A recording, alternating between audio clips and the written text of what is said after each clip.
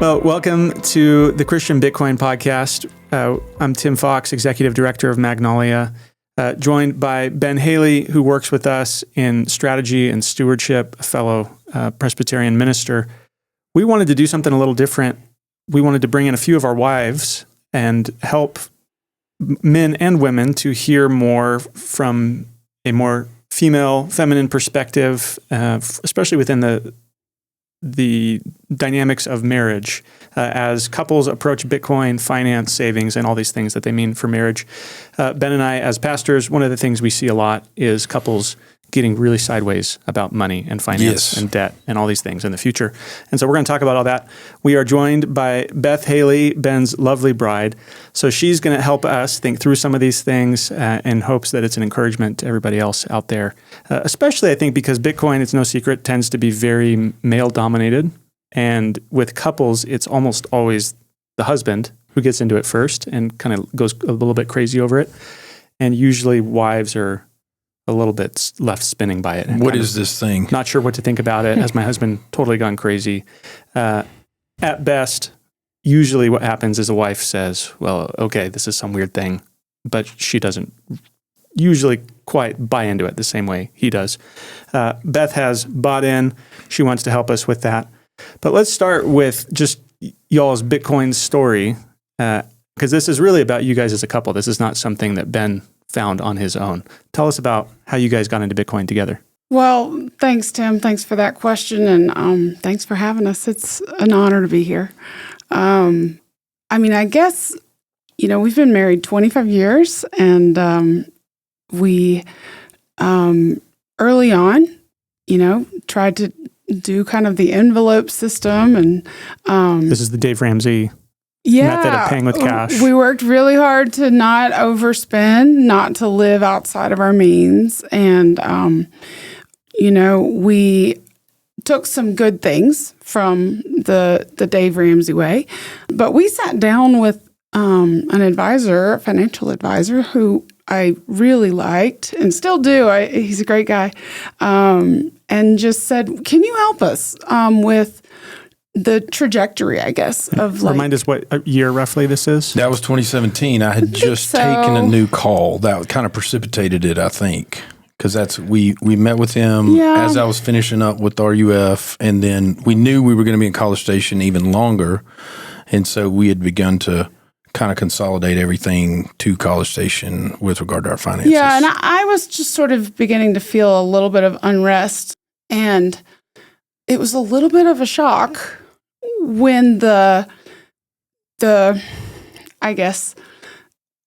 line of what we were going to need versus what was reality didn't line up. And it didn't match. And that didn't feel good because we had begun putting money into our children's college funds, when they were in the womb. We started every month. We were committed to those college funds. And at this point, college is not that far away for them. Correct. Yeah.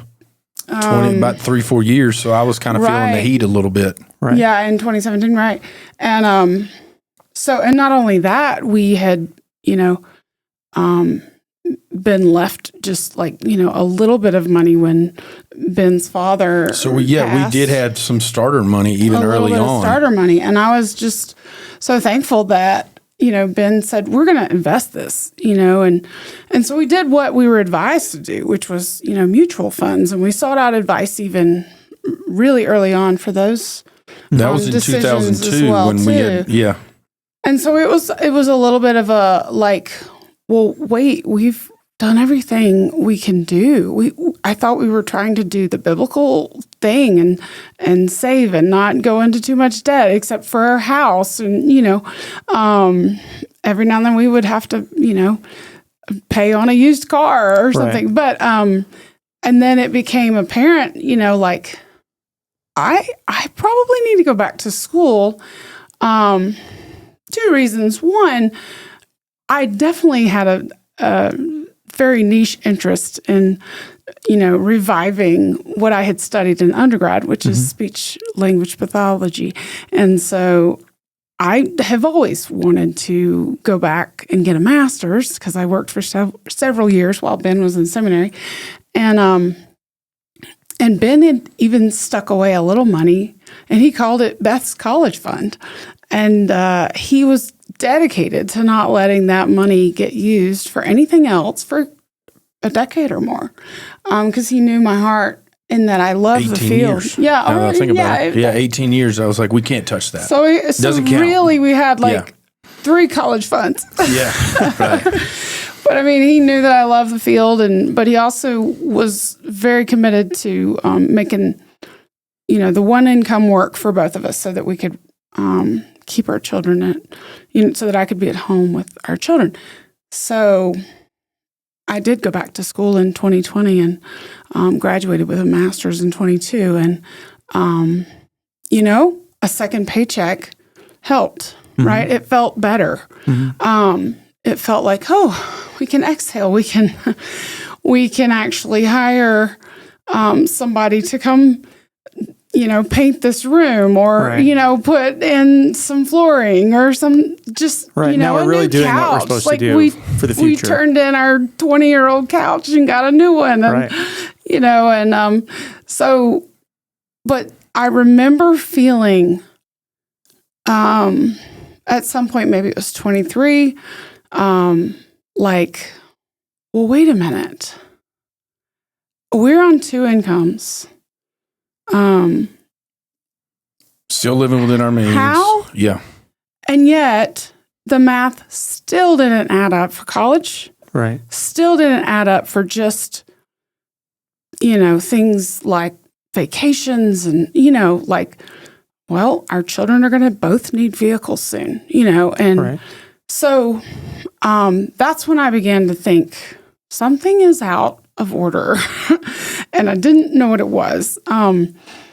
Maybe I could just say here, I think looking back, you were saying that, and I didn't have an answer. You were like, where's the money? What's happening to it? And I had everything lined out on spreadsheets galore. And I'm like, here's where the money goes, and show me where we can cut or need to cut. And so I was kind of also with her. She's asking me like something's up. Right. And I'm like, something is up, but I can't pin it down. And then, we go into kind of January, February of 24. And then that's when I start hearing Joel Bomgar, who she grew up with, every day on Facebook talking about this Bitcoin thing. And as I've said before, this is a guy I respect, I trust deeply.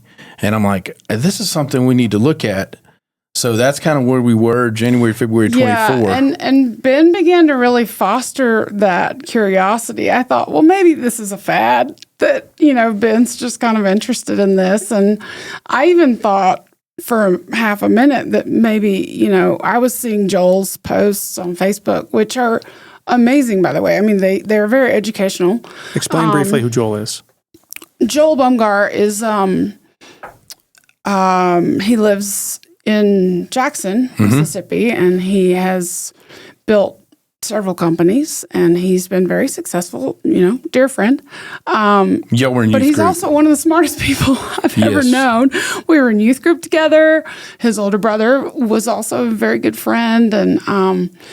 And so, I respected whatever Joel said on Facebook. And, but one day I was just looking at Ben and I said, I think Joel's been hacked. Like, his Facebook isn't making sense. I remember that. Has he been hacked? Like, who is this man talking about this magic internet money? Yeah, and it just seemed a little hokey, and I just thought, what's going on?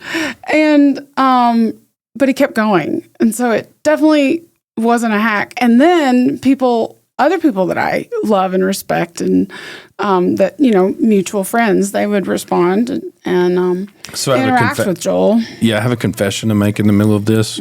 So what I did was I saw Joel and I was like, I'm just going to throw $500 in this thing, and that's when it went from like 42 to 72 in 2 weeks, and I'm like, man, I made like $350 on this thing. And I bought a fishing reel, and sold the profit and bought a fishing reel. And confession is, I'm like, I could have bought my wife something as well. So that's just a full confession. And so, but then I was like, wait a minute, I need to do a deeper dive into this thing, not just for number go up, but I want to really understand the properties of it. I might have even mentioned too that you could have also bought me something. I could totally have bought her something. So, but we're yeah. So anyway, that was the fun little like number go up kind of moment for me. But then again, I was like, this can't be, because I started looking at history and all this, and I'm like, wait a minute, this is something completely different than kind of altcoin mania or something dumb like that. It's not a flash in the pan. No, it's not a flash in the pan. Well, so Ben continued with this curiosity and the research, and he read some books, and he asked questions, and that's been a strength of Ben's that I've always admired. He's always sought out other people, wise people that have experience and have knowledge, and so he takes all of that and distills it, and so that's been valuable. Are you guys talking about it a lot at this stage, or is it still mainly Ben just running down? Well, she's not feeling well at this point. Yeah, I mean, this is where the story kind of there's kind of an interruption in the story. Late February of 24, and I'm working full time, and I'm barely keeping up. And I got sick with pneumonia, and it just really didn't make sense because it just lingered. And so I was diagnosed in March of 24 with stage 3 lung cancer. And it was quite a shock, quite a surprise, given my health history. It didn't really make sense. But it was what we were dealing with. And so I went on medical leave, which immediately changed the finances, right? And we began to have more time to talk about things like Bitcoin. And my attention span was very short at this point. And Ben would tell me what he could, and I would ask questions when I was able to process these things. But I was preparing for surgery, and then after surgery, I just didn't have a very big bandwidth, especially during chemotherapy and just really the entire year. But Ben knew that my bandwidth was short and was very patient with that. And so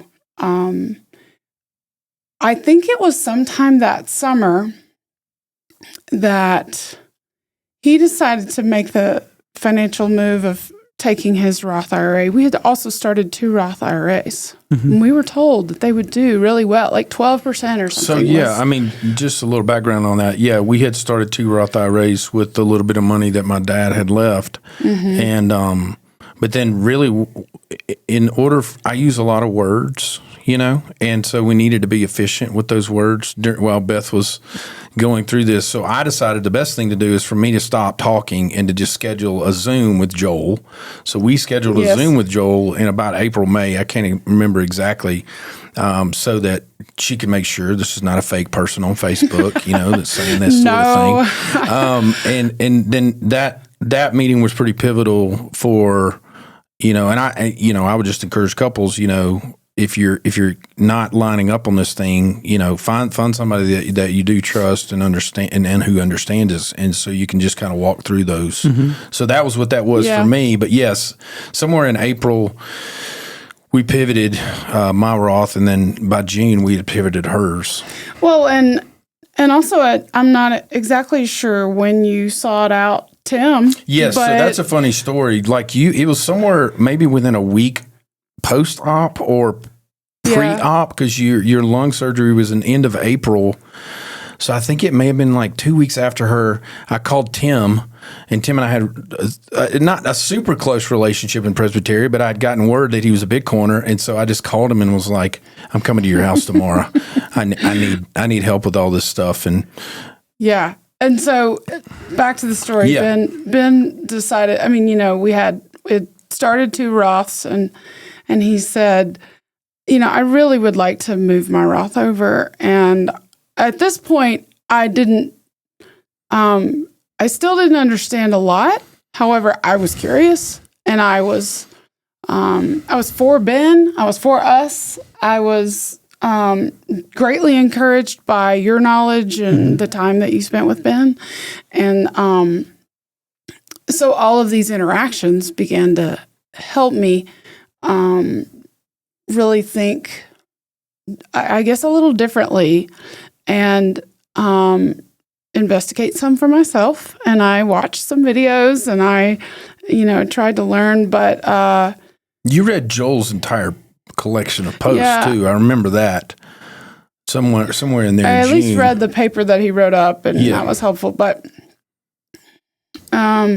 then we started talking about like the nature of money, and then we both could begin to see. This is where the journey together was kind of fun, because we could both begin to see the limitations of fiat money and exactly what happens when there's more money printed being poured into a system that can't, GDP can't outgrow the amount of money printing, and so there's your inflation metric, and so.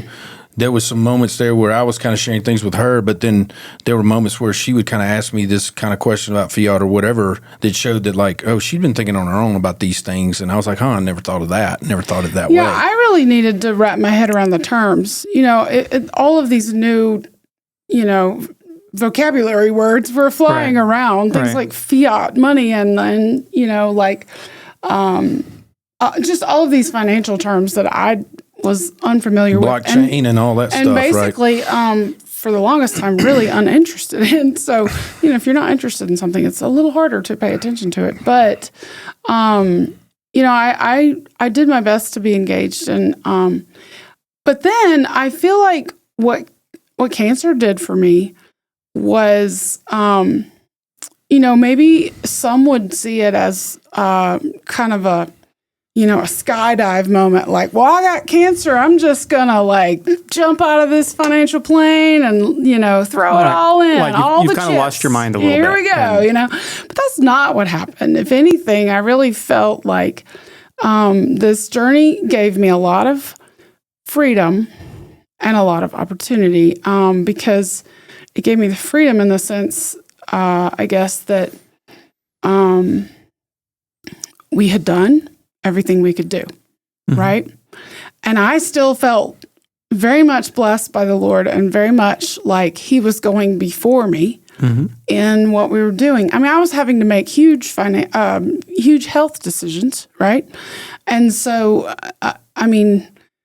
this still fell under that same, category of like, we trust the Lord with this and we trust each other. And we figure out what this looks like together. And so I actually felt a lightness about it. Like, okay, well, and then the opportunity was, the Lord has numbered my days. And that is not like a doom and gloom statement, but that was a statement of like, oh, that's biblical and it's in the scriptures. And it means that as long as I am here on earth and have breath in the remaining lobes of my lungs, I have an opportunity to do what I can with what we have, what the Lord has given us. Right.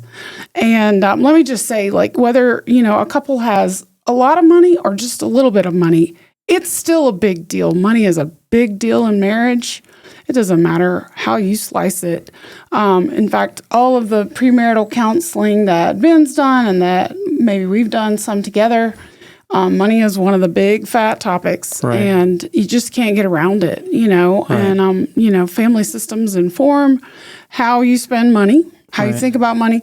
So all that to say, my feelings were that I had an opportunity because I might actually have less days to do good for my children and grandchildren. And that was always a goal, was to leave them with enough to sustain and start families.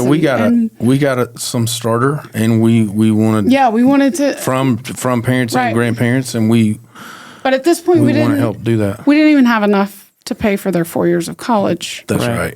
Right. Either child. Right.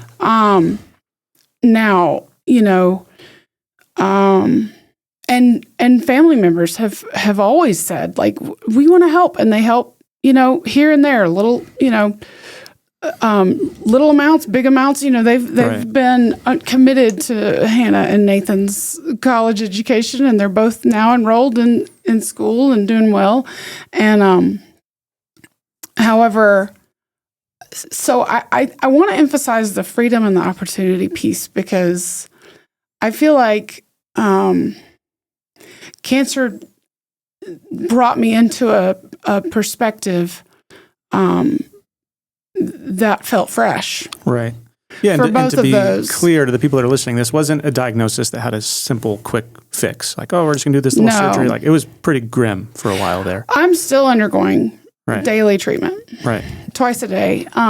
Yeah, there. Just to say it out loud, there is no cure for her type of cancer, but there are amazing emerging medications that can stifle the return of that cancer, and so we're on that indefinitely. That's where we are, and that's impacted our lives, our lifestyle, and our capacity to do things, her capacity to do things, and we're kind of in a new normal, right? But I love the piece that she's talking about as far as like the freedom from the fear, because you think about in this world, you're like, one of the biggest fears that a person could have is the fear of getting cancer, and I'm like, well, we're there. We crested that mountain, and it's gonna be okay. It's gonna be okay. Yeah. You're gonna be okay. The Lord gives, the Lord takes away. And not only that, it's like the or not okay. The freedom piece of like, okay, well, that's kind of here with us. What adventure do you want to take on next? Not. So, but I mean, what you guys are saying in this language of coming to trust the Lord in the midst of suffering, and we say this as pastors all the time to people, and sometimes it's a lot different when you're facing it yourself, but truly learning to trust the Lord to meet your needs in the midst of suffering, instead of causing you to withdraw or to hunker down and to be afraid of going out and trying things, it actually, in a wonderful, beautiful way, encourages you to go out on adventures in a way. Yes. To become the Bilbo Baggins who's ready to go out and slay the dragon. And this is what you guys are talking about, that trusting the Lord in the midst of suffering opened up horizons for us. Yes. I mean, I think I remember a very pivotal moment when Ben and I grabbed lunch one day at Chicken Salad Chick or something, and we drove out to some plant nursery. That's right. And we sat in the parking lot and ate our lunch, before I went in, because I was just struggling with a lot of she had like 58 minutes of energy for that day. So we're like, we're going to use it this. But we sat and we kind of came up with like, what would a word be for this, the rest of this year? And consolidation was kind of our word of like, and I don't mean just the dollar signs or, We're talking about consolidating our ideas, our values, our purpose, our vision. Yep. And, as I was moving into my own ownership of this Bitcoin idea and my own, I guess I was just really grappling with, like the idea that this is a new technology and this is, of course, nothing is perfect in the world, right? However, I think God gives us tools, and we are called to steward them. And this felt like an opportunity to steward a new concept, not just dollars, but also I've been married to Ben 25 years, and we have done a lot of fundraising. I've been with him since day one. on trips with him for, fundraising for Reformed University Fellowship, which is the college ministry of our denomination. And many people were very generous in those days. And then as we began to move into the church planting space, we were in the same boat of needing to ask people to come on board with our vision and our purpose of planting a church. And so it's not that you got cancer and became totally reckless and crazy, but other people might hear what's happened and they would say, oh, you became kind of didn't have a lot of energy, you weren't able to think about this, couldn't focus on it. Ben, the crazy man, took advantage of that, and he pushed through. He steamrolled you, and he imposed Bitcoin on your family while you were in a state of vulnerability and suffering. That's not what happened. What I've heard from you guys is that actually this was a product of the trust that was already there in your marriage, built up over many years.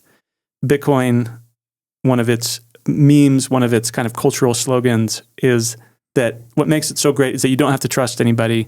There's no third party. You don't have to go through anyone. You don't trust, you verify everything, which in its place is a good thing. And we say this is, one of the things that makes Bitcoin great. But as a general life ethos, that I can be independent of everybody, I can make my own choices, I can set my own hours, I can do whatever I feel like, that quickly becomes a very destructive way of life in relationship with other people. Your marriage, as two married Bitcoiners, is built on decades of trust built up. How has your relationship and the trust that you have for each other with Bitcoin, but even before Bitcoin, how has that helped you walk through questions of money and finance and the future? I think it's been 25 years of communicating about everything on the table, not just money, but our children, our jobs, how we're going to love our neighbor well, how we're going to love our families well. So it's been a lot of communication, of course, with conflict in there, different ideas. She's a whole person, I'm a whole person, and yet the Bible has this mysterious way of declaring the two one. And so it's a dance, and you got to dance. So I think communicating over the years, particularly with, and let's just pull out money, for example. It's no secret that I'm the spreadsheet guy, and I'm the guy that like keeps track of accounts and those sorts of things. But like at any moment, she has all the logins. We have one joint checking account that we use to pay our bills, and of course, then the rest of it we shave off into Bitcoin. But anyway, so a transparency, communication, the years of that. So when I looked at her and I said, "Hey, I think this Bitcoin thing might be a thing," and she's like, "Tell me more." It wasn't like this contempt, or it wasn't like this like, "There, are you keeping any money secrets from me or anything?" It was just like, "No, I'd love for us to investigate this together."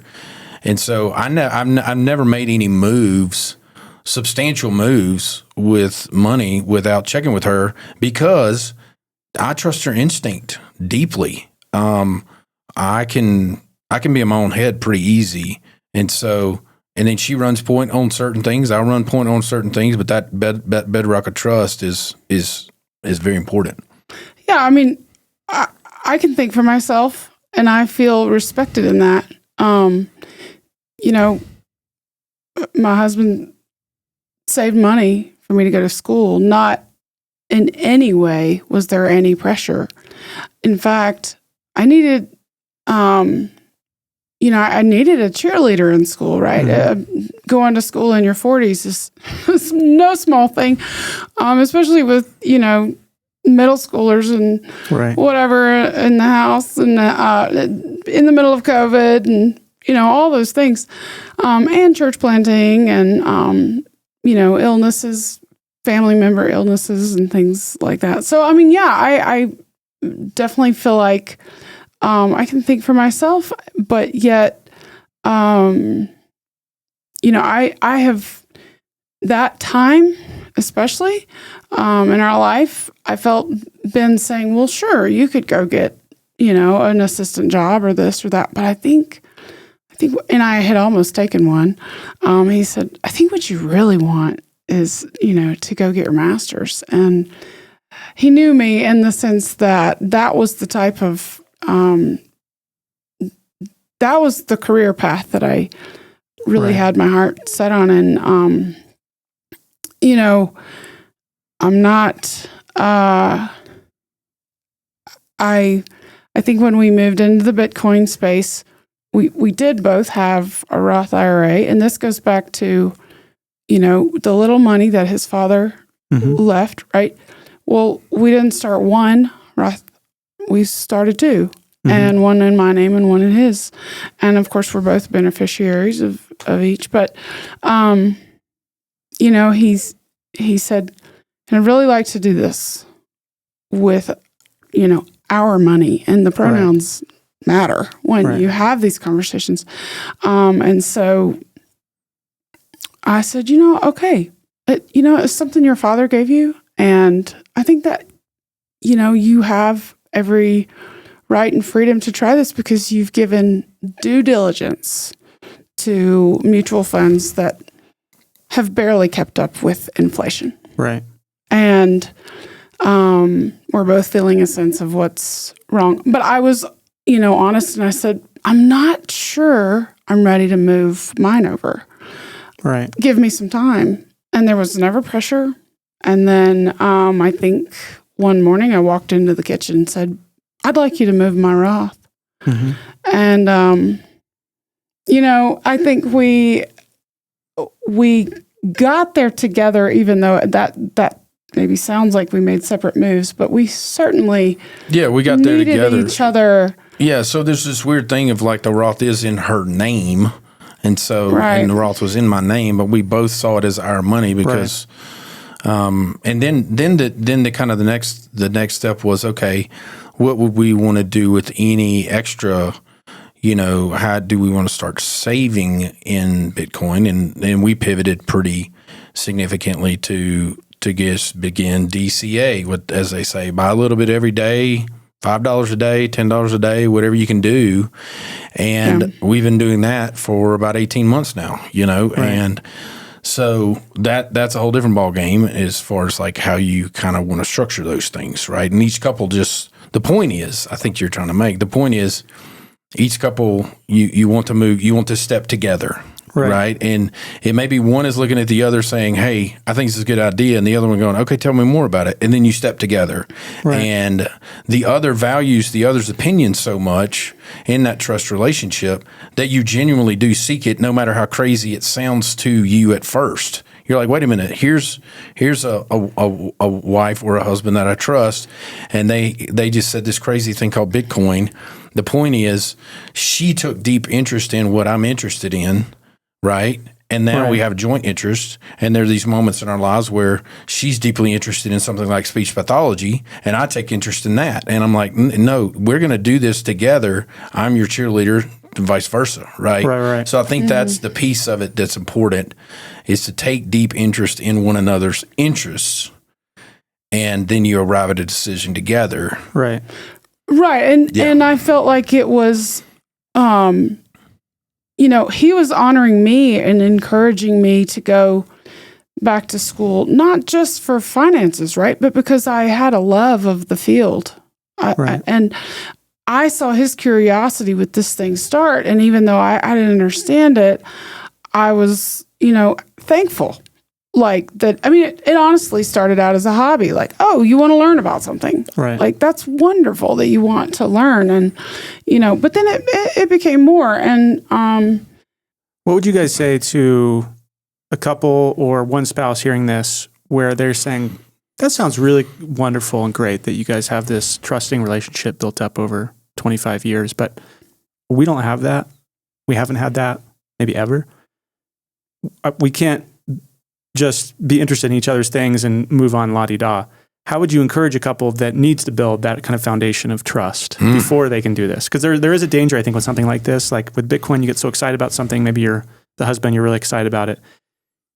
You may try to impose this on your family, and you might even, quote unquote, win and get Bitcoin as a significant part of your family. But if you do that without a foundation of trust and intimacy, you have won the battle and lost the war. Well, we call that a power struggle.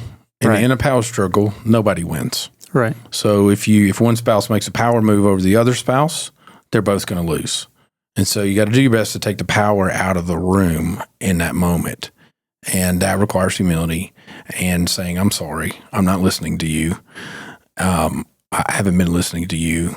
Can you forgive me? And can we move forward with what you're interested in? And so I do think you can do them in parallel. In other words, you can act yourself into trusting while investigating these things like a family system model of like, okay, wait, what was the dynamic between my parents? What was the dynamic between my grandparents that informs how I think about marriage and trust?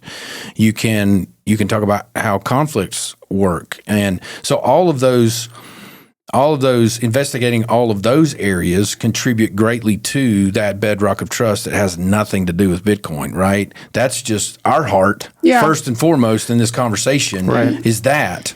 I think you can ask the Lord for the courage to move into hard conversations. You might need some better tools. Right. So go to counseling. Right. I think that counseling has been wonderful for us at different points in our marriage. Different points, sometimes together, sometimes separate, and we come back together. Counseling is just like a golf lesson. You get a good golf lesson, and then you got to go play golf. You got to go put some of those things in practice. You have to ask yourself hard questions. You have to engage your spouse with courage and humility. And we're 25 years in, but you can correct me if I'm wrong, but I'm like, it's the same. Like, there's no end to that journey. It's okay to acknowledge realities in that I think we share a vision, but we don't always share the same amount of risk-taking, courage. Or the technicals of that vision or whatever. We have to talk about the technicals of that vision together. Yeah, and so, I don't feel threatened when we don't line up on certain things because he's entitled to his opinion and I'm entitled to mine. And he, I think what you say is you enter into knowing your spouse at a level that, ask yourself, like, what did I love about this person when I married them, right? And then be curious about, how you've grown together or grown apart, and seek out help, seek out better tools to have the conversation, and ask for, permission to have these conversations. And it's some of it's in the way you frame it, and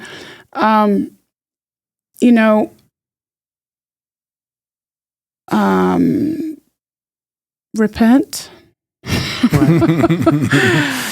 I think you learn as a couple, you have to learn how to apologize, and you have to learn how to walk through those moments.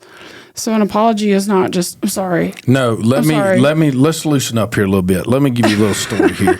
So whenever I have hurt my wife, which is frequently, and you know how, she is very courageous. She'll just say, I feel like I need an apology, right? Just straight up, direct, say that. And I'll say, I'm sorry. And then if she feels like I don't fully understand the harm that I have caused, she'd say, like, now, how about you articulate for me the harm that you've done? Now, this is not a shaming thing. It's really not. It really is. There really can only be reconciliation when both parties understand the harm done. Sometimes I'm sorry is just another way of saying, I just want to be done. Yeah, exactly. I want to be out of this. I want to be out of this. And this is uncomfortable. I'll say Beth Hailey will not stand for that in her house with me or her children, and I am super thankful for that. So that's just a little tidbit. But that contributes to the trust, because now I'm articulating to her how I've harmed her, so she feels known in that moment. And when you feel known, and let me just say this, it takes a ton of vulnerability for her to say, I would like an apology. I was just about to say that. A ton of vulnerability. So what's crazy is the one harmed has actually taken the first step into the reconciliation, which is the backwards way that most of us think. Right. But in doing so, then she is bringing her vulnerable self there, and it's like, it's very obvious that I'm called to meet her in that vulnerability and to meet into that opportunity for her to be known, and then reconciliation takes place. And, that trust, there's another man, what do you want to say it? Another block height, right? If we're talking blockchain technology, we just mined another block of trust. We just secured the network of trust there, right? How many illustrations you want to go with here? How many analogies you want to go with? Yeah, and can I add, when he has said the exact same thing, like, I feel like I need, I deserve an apology. And we've both done this, but I'll own this one. There's been times when I've said, I'm sorry, I don't understand how what I said was hurtful. I don't understand how you interpreted that. You heard it that way, like, right. And we would have to do the work of exploring the story behind why he heard it that way. Right. And I had to be willing to, hear the story and give audience to it, not blow him off, because those were his feelings and they were coming from somewhere and definitely informed usually by some experience. Right. Usually a family system thing. So, I think that, working through those moments has been the bedrock of building trust and intimacy. And so, if it's 10 o'clock, 11 o'clock, and we don't agree on everything, and we may not feel great about each other, I know the Bible says, don't let the sun go down on your anger. However, I think that we can take the liberty to say, let's respect the fact that our body clocks can't handle this right now. Right. Let's hit pause. I'm not hitting eject on you as a spouse. I'm hitting pause on this conversation. I need some sleep. Yeah. And then we schedule. That's very wise. We schedule a conversation. Mm-hmm. Right. Nothing good happens after 10 o'clock, says Miss Bobby from Twin Lakes, by the way, just for reference. Yeah. Well, I think some people might be hearing this and they think, if I go to my spouse and I say, I think I deserve an apology, or I think you need to apologize, they know that they are hitting a big red button for a nuclear explosion and it's not worth it. Yes.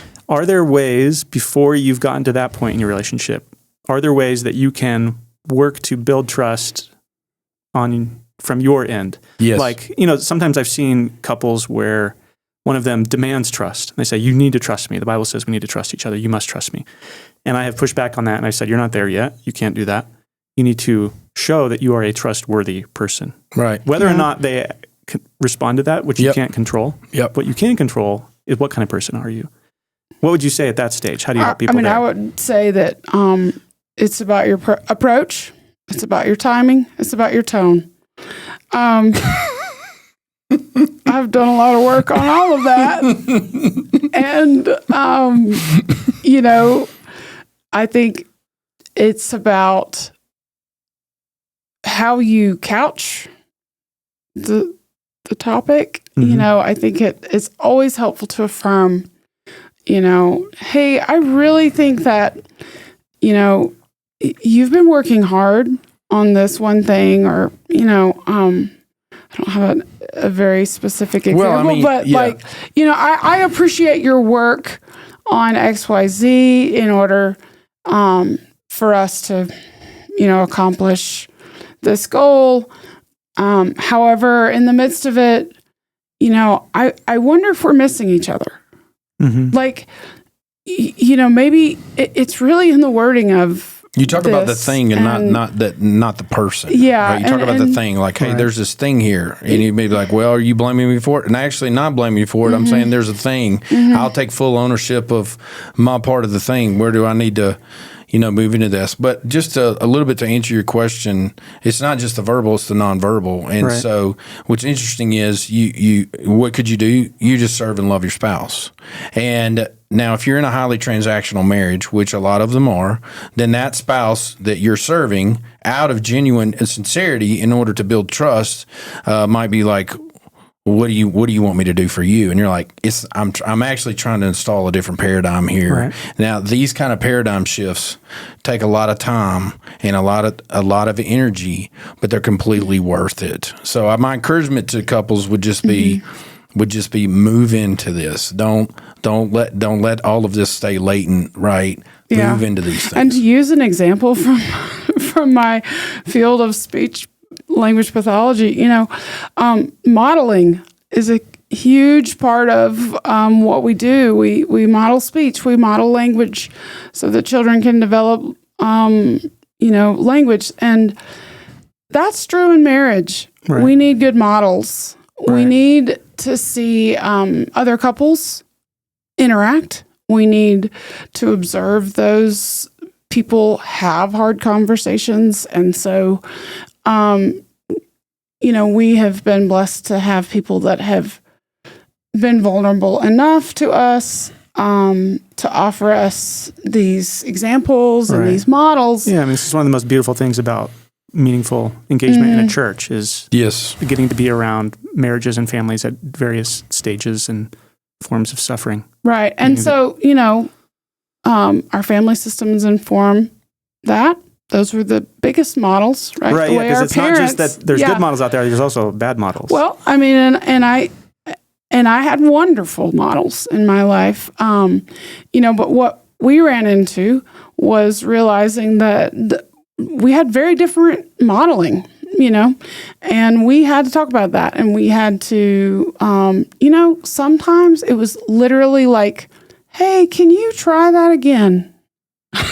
Right. Yeah. It was, because I would be, for example, I would be acting out of some sort of default response that would have been embedded deep in my family system, and I wouldn't even honestly realize it. But I'm still responsible for that, Right. Even if I'm not conscious of it. I'm still responsible. So when those default come out in me or in her, the broken pieces come out. Then when you kind of say, hey, can we try that again? For us, that's an internal cue of like, that sounded like your mom or your dad or your grandfather. Like, what about you? And I'm like, oh, time out. I have to take responsibility for that. I have to take ownership for that moment, even if it was subconscious. And we kind of have to reset there, and I have to go, you know what? I am really sorry that I just walked out of the room while you were still talking. Right. That's just default mechanism, and it's hurtful, and I want to do better. So we've actually literally practiced. That kind of thing can feel very corny, but it does. Can be really helpful. But it can also inject a lot of humor. Right. There's so many opportunities for humor. There's been many moments where I'm like, time out. Okay. Run it back. Put it in reverse, Terry. Put it in reverse, Terry. Okay. And scene. Come back in the room. Yes. And, and he would, there's been many times when I would bring it up. And it was like face plant on the table. He would feel like a failure. Right. As a husband, or I would feel like a failure as a wife. Right. And so those moments are key. Those moments are when we have opportunities to acknowledge, like, hey, okay, I'm not trying to bury you in shame. Right. I'm trying to have a relationship with you. Right.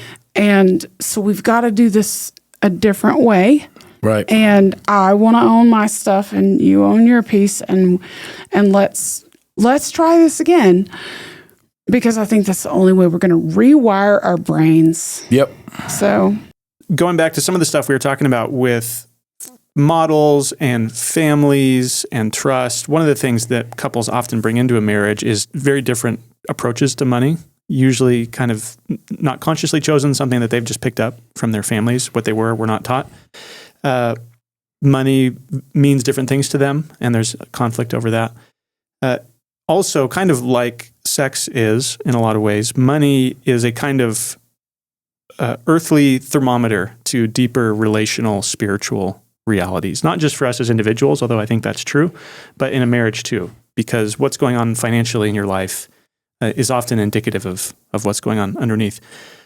What would you guys say about why money is such a sticking point for so many couples and such a source of conflict? Why money versus all kinds of other things? Okay, I think I think one thing that I'm realizing, honestly, and I realize, let me say it like this. One thing I'm realizing is the way fiat has actually impacted couples who are working hard. So I just want to be very clear about that. Like, I think there's obviously a sense of personal responsibility in money that, trying to live within your means and that sort of thing. But increasingly, as over the last several years, and in my now late 40s, and watching these younger couples struggle and have fights about money, I'm thinking, okay, I've got to parse out here a little bit, kind of independent of what's going on with them, what is due to this global financial anxiety, right, that's in the system as a result of fiat currency and the price of things going up, but the wages not matching. And so one of the things about Bitcoin that's helped me see is approach those marriages differently. Now, of course, I go in there also and I'm talking through like, hey, your money belongs to the Lord. Your money is yours together. We want to move into a space to where y'all can have a vision together, and then money come from that, which actually obviously gets us into all of the trust issues that we just covered. Right. So I just wanted to say there's a chronic anxiety in the global financial system that is impacting younger couples more than it ever has, and I have a lot of compassion for that perspective. Not to say that they're victims. There's ways that we can move into what does it look like to them for them to be good stewards and move into freedom in those ways. What does it look like for them to be faithful? We have that conversation, but I'm saying it's significantly impacted how I move into those conversations with those couples. Right. Yeah, I mean, I think when prices are going up unpredictably and sometimes dramatically, it means you have to think a lot about money. You have to focus on money a lot. You have to be very diligent about how to keep it from slipping away. Kind of like what you guys were talking about with your story, where you guys thought you had plenty of income and you're scratching your heads like, where's it all going? We're not living wild, extravagant lives. You guys don't live in a really ritzy, expensive part of the country. Yep. It's very stressful to have to focus on it all the time. I mean, yeah, that's the thing. It's like, it's not all their fault, right? When a couple is doing what they can do, like if money just isn't working, yeah, we all have to be responsible, and use good communication with one another. But sometimes you do everything right. Right. And it doesn't work, kind of like cancer, Right. Like you do all the right things for your health your whole life, and cancer still happens. And so this is where I think it's just vital to have a relationship with the Lord, because, my grandmother used to say, money ain't everything, but it sure is nice. I mean, and, and she's not wrong. Like it does help to not have the stress. But I think we have to guard our hearts so very often, because it can quickly become an obsession. If there's not enough, there can just be like this massive anxiety. And we have to figure that out. We have to steward that, right? Right. And then if there's like too much, and there's just so much that, then not every couple is this way. I've known many couples that have, plenty of money and do really beautiful, wonderful, mission-oriented things with their money, but it can be a temptation to pull away from, your spouse for the day because, they were mean to me, right? Or whatever. I'm going to go, buy what I want to, or, treat yourself. Right. It gives you this what kind show of... was that on? Yeah, Parks and Rec. Parks and Rec, mindset of just like, I deserve this. And I mean, I just think that it doesn't matter what your bank account says or how many Bitcoin or fractions of a Bitcoin you own. the more important thing is that you're evaluating your heart and what your purpose is and what you're doing with it and how it's impacting your relationship. Because if you're just hoarding it all, or if you're just, living only for that thing, you're quickly going to isolate yourself, and right. Your relationships, your marriage, it's going to suffer. Right. And Jesus, I was just thinking about yesterday in the parable of the sower, Jesus warns about how many fall away after initially starting to follow him because of the deceitfulness of riches. But I think there's different ways that riches can deceive you. They can deceive you into thinking that this is the way to find true joy and happiness. But they can also deceive you into thinking that this is the way to find true security and safety. Mm-hmm. You see that sometimes with couples where one really prioritizes, no, we got to save absolutely as much as possible, just hunker down, spend as little as possible, save as much. Other spouses say, no, what's the point of having this if not to enjoy it, or do stuff with the kids or whatever. And then just, they just totally bang heads over these things. But the money represents totally different things to them. That's totally correct. Different values. That's right. And I think part of what we're trying to say here is this, like, you might engage with a couple and they say, we don't have enough money or we need more money. Okay, two things. One, the hardness of saying no to things will never go away. It will never go away. So are there areas where you can say, no, we're just not going to do that? But secondly, going from that, this is why we are passionate about the possibility. Maybe it's that we could scale into a better money. Right. So you might say we need more money. And I'm saying you're going to get more of the same broken money. Like you're just going to, if you're working a job, they're going to be little raises. You're going to get more of, but you're going to get more of the broken money. What if there is a better money to start scaling into, which is why part of the reason we're having this conversation is to kind of slide across the table. Hey, would love for you to think about this. But, and last, just reiterating just what you said, those fights about money are the fruit of many different underlying beliefs and convictions about what money represents. That's usually for each person, that's usually based in a family system that had certain beliefs about what money represented. Right. And most of the time that I'm learning as I'm pastoring people, most of the time, some of the couples are just like, nobody in our family, we never talked about money. Right. So they don't even know, like, what is this thing? And in the age-old question for Bitcoiner to kind of help a normie in this way is to go, what if I asked you what is money, could you answer that question? And I'm confessing 18 months ago, I could not have answered that question. Right. I could not have answered. But once I began to answer that question, I was like, wait a minute. This is a whole different ballgame. Not to get us back on the Bitcoin thing, but just, maybe we need a better money, not really more of it. Right. So you talked earlier about cancer as a form of very much involuntary suffering, leading you to a kind of openness and freedom to God and to what he wanted for your life. Giving away your money biblically is one of the predominant forms of voluntary suffering that we're called to look for. How would you encourage married couples to think about giving away their money as a way to find this kind of freedom and joy that God wants for them?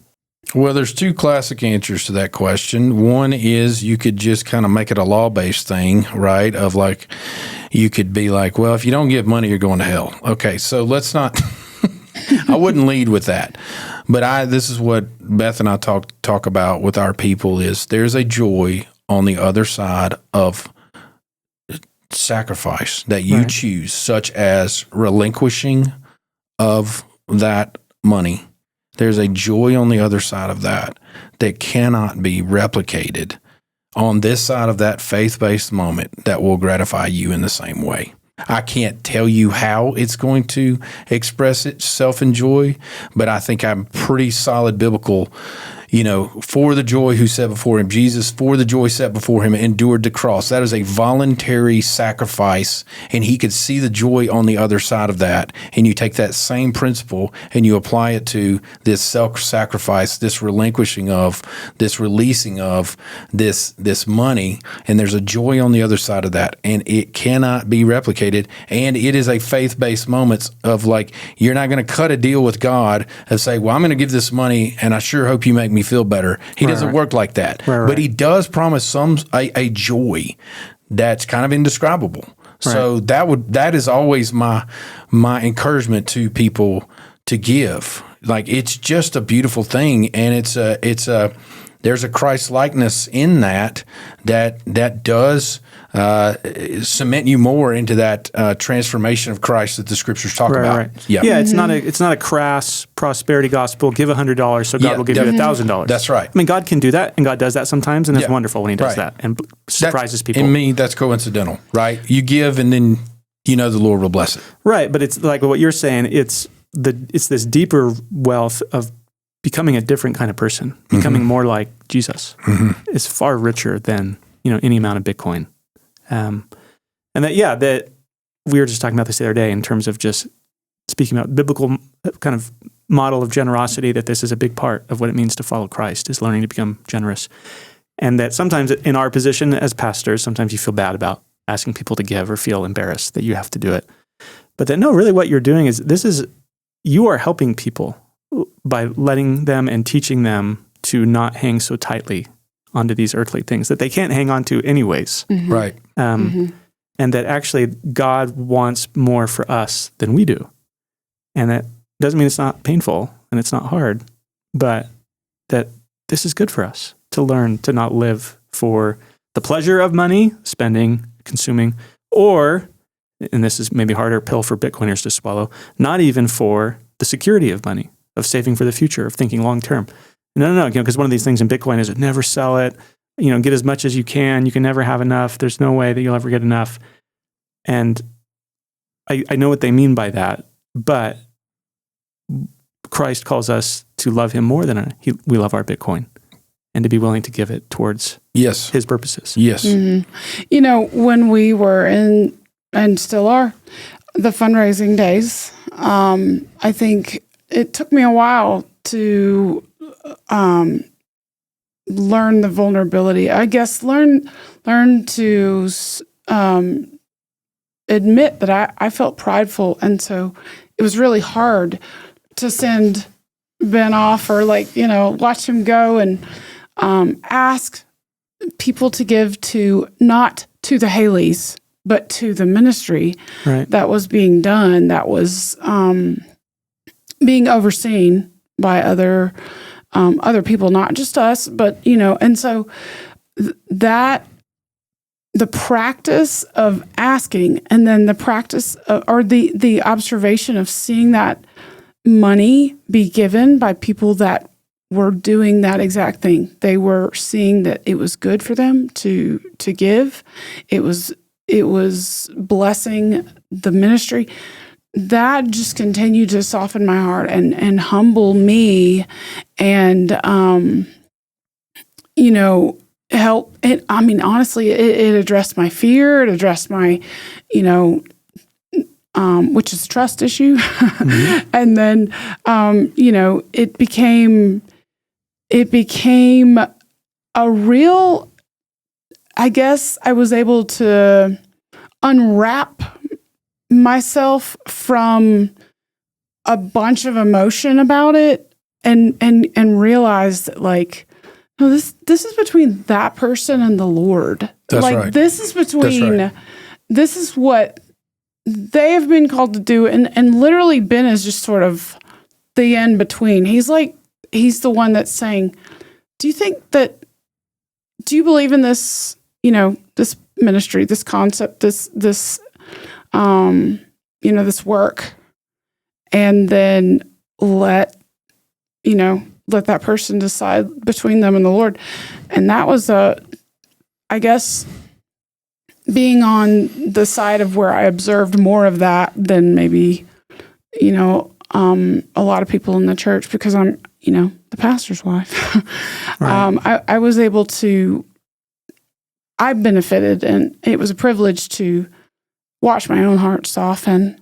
And I'll confess, my own heart had to soften out of my family system of money represents security. And so were my motives mixed many times when I had to hit the fundraising trail because I wanted to make sure I got a paycheck? Of course. Did I fight against that? And did the Lord meet me in that and give me much repentance there? Yes, he did. And I'm so thankful for that. Mm-hmm. But more and more, it's exactly what Beth said. I'm like, hey, love for you to give to this cool thing we're doing. And, and I also say to articulate the work that was happening before here's what we're doing. eyes. Here's what we're doing. Yeah. I believe in it. I think it's amazing. I'd love for you to pray about giving towards this opportunity. So here's what's fun though of doing it as long as I have. How many people say thank you for asking me. Mm-hmm. Thank you for calling me and asking me. Mm-hmm. And it kind of dovetails into what you were saying of like that opportunity. And I'm kind of like, oh, well, of course. But that moment of gratitude is between that person and the Lord. Absolutely. That's what's beautiful. And so it's just the vulnerability piece was real, just as real for me as it was for her, because I'm like, are there times where I'm like, please give money. I would like to get a paycheck. I never said that, right, that's what you but felt. I'm sure some of them could read it on me. But the Lord met me in that and said, Ben, we're not doing it that way. You trust me. Mm-hmm. And then I want you to go tell them about what I'm doing in your ministry. The whole thing belongs to me. And the Lord has said that to me so many times. Ben, the whole thing belongs to me. Their money belongs to me. This mission belongs to me. You belong to me. The whole thing. Mm-hmm. I just want you to share the good news of what I'm doing. And I'm like, okay. Yeah. But that reset has to happen a lot. But it's super fun. So. Yeah. And I mean, for me, it began to foster a prayer that I would one day have more to give than just to my children. Right. But, I would love to turn around and give to these types of ministries and these types of I would like to be asked one day when it's feasible. We have practiced that. Yes, we have. When our monthly paycheck was $1,236. Yeah, I mean, I just said, no, we're going to practice this. I want to be a part of that, In little minute amounts, we've just sort of walked through okay, let's give $25. Yep.